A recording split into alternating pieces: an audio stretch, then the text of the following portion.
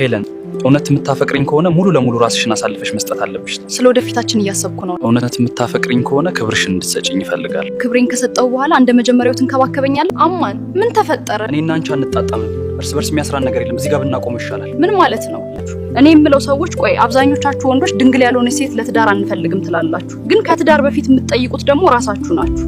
አንዲት ሴት ፍቅሯን ራሱ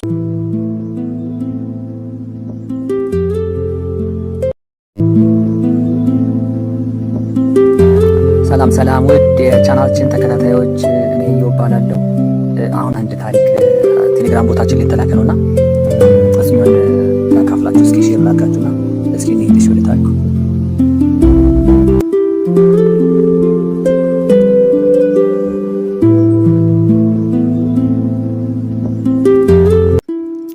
ሰላም ውድ የቻናላችን ተከታታዮች እንዴት ናችሁልኝ? አማን ነው? ሁሉ ሰላም፣ ሁሉ ፒስ፣ ሁሉ ቅምጥል።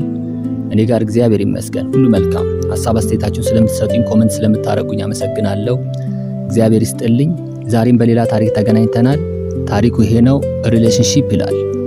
እኔ የምለው ሰዎች ቆይ አብዛኞቻችሁ ወንዶች ቨርጂን ያልሆነ ሴት ለትዳር አንፈልግም ትላላችሁ፣ ግን ከትዳር በፊት ደግሞ የምትጠይቁት ደግሞ ራሳችሁ ናችሁ። አንዲት ሴት ፍቅሯን ራሷን አሳልፋ በመስጠት እንድታሳያችሁ ትጠብቃላችሁ። ከዛ ያ ነገር ሀፕን ካረገ በኋላ የሆነ ምክንያት ሰጣችሁ ብሬክአፕ ካረጋችሁ በኋላ ምንም እንዳልተፈጠረ ትኖሩና ድንግል የሆነ ሴት ትፈልጋላችሁ። ያቺ ላንተ ስትል ራሷን የሰጠችው ሴት ግን ትወቀሳለች።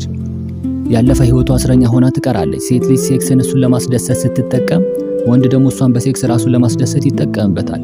ሴት ልጅ በክብሯ አትደራደርም፣ እንዲሁ ዝም ብላ አትሰጥም፣ ፊውቸራችሁን እያሰበች እንጂ። ግን የምትወቀሰውም እሷ ናት። በጣም የምታፈቅሯት ፍቅረኛችሁ እንደዚህ አይነት ነገር አጋጥሟት ከነበረ እሷን ለመቀበል ዝግጁ ናችሁ? ያንን ነገር ማድረጓ የእሷን ኳሊቲ ያወርድባቸዋል? ኦር አክሰፕት አድርጋችሁ ፍቅራችሁን ትቀጥላላችሁ? ይላል ታሪኩ።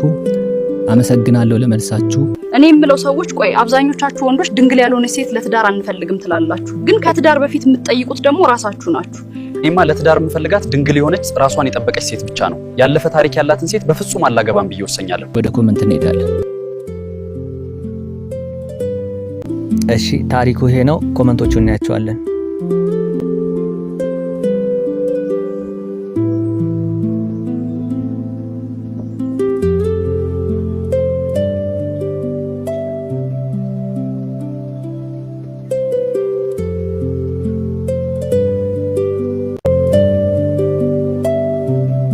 እስኪ እናንተም የተሰማችሁን ሀሳብ መስጠትበት ደስ ይለኛል እና ይመቻችሁ።